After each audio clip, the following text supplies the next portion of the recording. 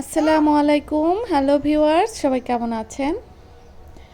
শুভ সকাল। যদিও এখন সকাল অনেকটা শেষের দিকে, দুপুর 11:30টার মতো বাজে। নাস্তা টাস্তা করে রাফসাকে নিয়ে আমি একটু এই রুমে আসলাম। রাফসা খেলতেছে, তো আমি একটু বারান্দায় আসলাম। যেহেতু কয়েকদিন বৃষ্টি হয়েছে, এই সাইডে খুব একটা আসা হয়নি। আজকের আকাশটা সুন্দর লাগছে, আর আল্লাহ বৃষ্টি যাতে না দেয়, তাহলে পানি কমে যাবে বন্যা এলাকা থেকে।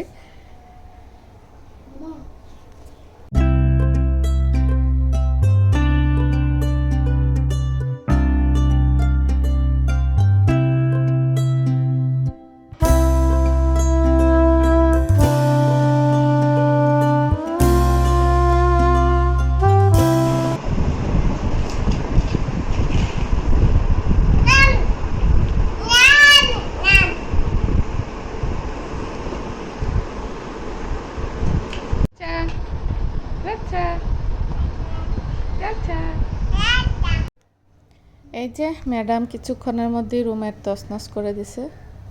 তো এইটাই হয় যখনই আসলে নিয়ে আসে এই রুমে, দুই ভাই বোন মিলে অবস্থা খারাপ করে দেয়। তো এখন এটাকে একটু, এই রুমটাকে একটু ঝেড়ে নেব, না ডাইনিং রুমটাকে একটু গুছাই নেব, তারপর দুপুরে রান্না করতে চলে যাব। সকালে নাস্তা আজকে করে নিয়েছি হালকা পাতলা, তো দুপুরে আজকে দুইটা রান্না করব। তো এখানে সোফাটাকে একটু নতুন লুক দেওয়ার চেষ্টা করছি, পুরনো জিনিস দিয়েই আসলে। তো আমি অনেকবার ভাবছি সোফার কাভার চেঞ্জ করব, কিন্তু পরে দেখলাম যে কোনো লাভ নেই, সেই কাভার একই করে ফেলবে বাচ্চা যেহেতু ছোট ছোট। আর এটা বেডে রাখতে পারি না, বেডে রাখলে দুই ভাই বোন টানাটানি করে, রাফসা রাইফকে ধরতে দেয় না, আর রাইফ রাফসাকে ধরতে দেয় না। তো এই হয়েছে অবস্থা। তো আমি এটাকে সোফায় রেখে দিলাম, এখানেই থাক। আসলে বাচ্চার ঘরে যেটা হয়, যেটাই বের করি সেটাই কয়েকদিনের মধ্যে পুরনো হয়ে যায় বা নষ্ট হয়ে যায়। আর রাইস তো নিজের হাতে খায়, সেই তো আরও বেশি। তো এখন দুপুরে রান্না করব, আজকে দুইটা রান্না করব। চিংড়ি মাছ দিয়ে পেঁয়াজ আরে পটল দিয়ে এখন হচ্ছে ভেজে নিচ্ছি, আসলে একসাথে ভেজে নিচ্ছি, আলাদা করে ভাজার টাইম নেই। তো পেঁয়াজটা আর চিংড়ি মাছটা আমি এভাবেই ভেজে নিচ্ছি।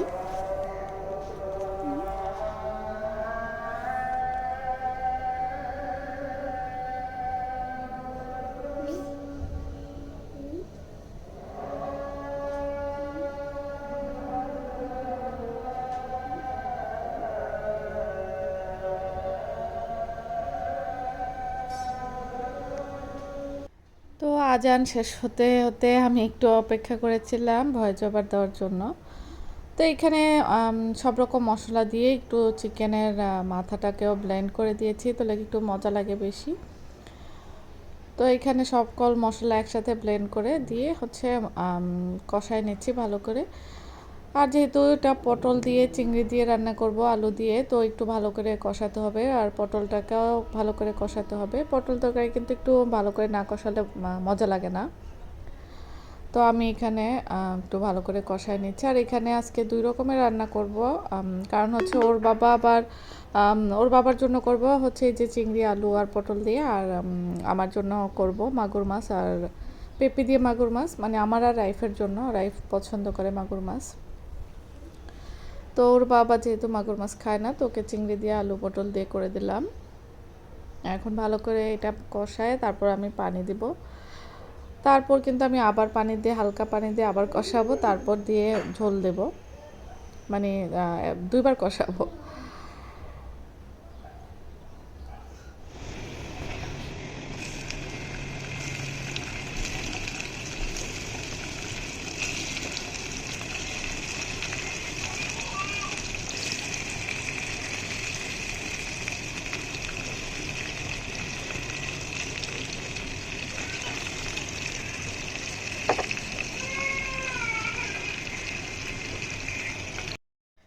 রাফসাকে আসলে ঘুম পাড়ায় আমি রান্না শুরু করেছিলাম। তো মাছ ভাজার শুরুতে রাফসা উঠে গিয়েছিল। তো এই হয় আসলে বাচ্চা নিয়ে কাজ করার। আমি হচ্ছে অনেক কষ্ট করে ওকে ঘুম পাড়ায় যখন রান্না করে আসি, তখন বাকি কাজ সারতে সারতে রাফসার ঘুমও শেষ। তো ওকে কোলে নিয়ে এখন হচ্ছে মাছগুলো আমি হচ্ছে উল্টায় নিচ্ছি। ছোট বাচ্চা নিয়ে আসলে ২টা রান্না করাই অনেক কষ্ট হয়ে যায়, কারণ রান্না করার আগেও কিন্তু কাটাকাটি গুছানো থাকে। তো সব কিছু একসাথে গুছিয়ে ওভাবে আসলে একদম ঝটপট যে রান্নাটা করে উঠবো ওইটা আর হয়ে ওঠে না। কারণ আমার রাইফও অনেক ছোট, রাইফকে অনেক সময় দিতে হয়, রাইফকে পড়ানোর পিছনে প্রচুর সময় দিতে হয়। আর যেহেতু আমি ওকে পড়াই, অন্য কেউ আসলে কারো কাছেও পড়বে না।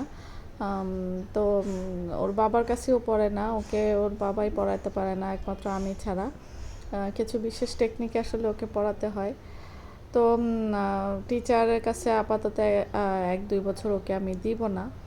আমি ওকে সামনের আরও ১-২ বছর পড়াবো আমি নিজে। পুরোপুরি পড়ালেখার প্রতি ওকে আগ্রহটা যখন ওর আসবে তখন ওকে টিচারের কাছে দিব, কারণ এখন ওর পড়ালেখার প্রতি সেই একটা আগ্রহ নেই। আর রেজাল্টও ভালো করে, কিন্তু ওর নিজের যে একটা আগ্রহ থাকে ওইটা নেই। তো ওইটা যখন আসবে, আল্লাহ যখন দিবে, তখন আমি টিচারের কাছে দেবো। তার আগ পর্যন্ত আমি ওকে পড়াবো, কারণ টিচারদের পড়ানো আর আমার পড়ানোর মধ্যে বিস্তর ফারাক। কারণ মায়ের চেয়ে বড় টিচার কিন্তু আসলে হতে পারে না কেউ। একজন মানুষের বা একজন শিশুর সবচেয়ে বড় শিক্ষকই কিন্তু তার মা।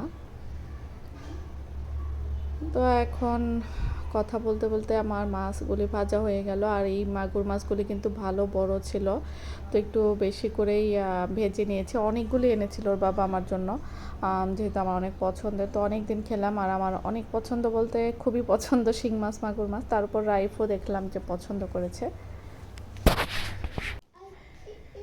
তো মাছ ভাজা তেলের মধ্যেই এখন পেঁয়াজটা ভেজে নেব। পেঁয়াজ ভালো করে ভেজে তারপর আমি বাকি সব মশলা কষাবো। তো ওই কড়াইটা আসলে হচ্ছিল না, আমি পটল আর চিংড়িটা উঠাই এই কড়াইতে এই মাছ তরকারিটা দিয়ে দিলাম, কারণ ওই কড়াইতে এখানে পেঁপে আর মাছ কিন্তু ভালোই আছে, বোঝা যাচ্ছে না। তো এই কড়াইটা বড় কড়াই, আর পেঁপের যেহেতু ঝোল করব একটু বড় কড়াই না হলে হয় না। একদম যদি মাখা মাখা করতাম ঝোল ছাড়া তাহলে হয়তো ওইটাই হতো, কিন্তু পেঁপে তরকারি কিন্তু ঝোলটাই মজা আসলে। আর রাইফের জন্য যেহেতু করব তো একটু ঝোল করব। তো এখানে আমার রান্নাও প্রায় কমপ্লিট, আমি ওটা কষাই তারপর পানি দিয়ে দিয়েছি। তো দুটো রান্না করতে করতে আমি তো 3টার পরে আসলে রান্না করতে আসি, তো একদম সন্ধ্যা হয়ে গেছিলো। তার মাঝে ভাতও করেছি, আর এই যে থালা প্লেট কিছু জমিয়ে রেখেছি রান্নার শেষ। তো এই জায়গাটা একটু ক্লিন করে ওই জায়গা বেসিনে এক গাদা জমে গেছে, তো এইগুলি খালা আসলে সে কালকে ধুবে, আজকে আর আমি ধুবো না, যেহেতু আমার খালাকে থালা প্লেট ধুতে রাখছি। তো এখানে যে পটল আলুর ঝোল, এটাও একটু ঝোল করেছি, কারণ ওর বাবাও আর কোনো যেহেতু মানে ডাল করিনি যেহেতু, কারণ ডাল তো ওর খাওয়া নিষেধ, তো এই কারণে আমি এটাও একটু ঝোল করেছি আর এইটারও ঝোল করেছি, দুটোই ঝোল তরকারি। আর সাথে একটা ভাজি করেছি, ঢেঁড়স ভাজি করেছি। আর এখন আমি চা খেয়ে নিব। তো চা খাওয়ার একদম সন্ধ্যা হয়ে গেছে, আর রাফসা নিচে খেলতেছে। আজকেও সেই চা খেতে খেতে ইদানিং রান্না করে মানে চা খেতে অনেক সময় লেগে যাচ্ছে, যদি রান্নাটা আমি বসাই 3টার পরে, তো অনেকটা সময় আসলে লেগে যায় রান্না করতে, কারণ গ্যাস তো ওভাবে আসলেও সেই একটা থাকে না। তার উপর কাটা বাছাইগুলো ফাঁকে ফাঁকে করে রাফসাকে খাইয়ে, মানে এর ফাঁকে দিয়ে দুজনকে নাস্তা খাইয়ে তারপর আমি রান্না কমপ্লিট করি।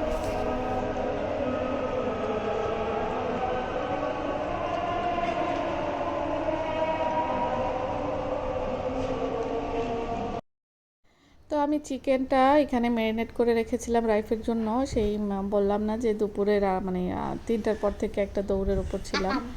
তো এখন চিকেনটা ম্যারিনেট করে রেখেছি, আর সন্ধ্যা হলে ও চিকেন ফ্রাই খেতে চায়। তো আমি এখন জাস্ট শুধু আটাটা মিক্স করে করে দিব, আর সেরকম কিছু একটা দিব না, আজকে ডিম দিব না, আর শুধু আটা বা ময়দা দিয়ে এখন করে দিব।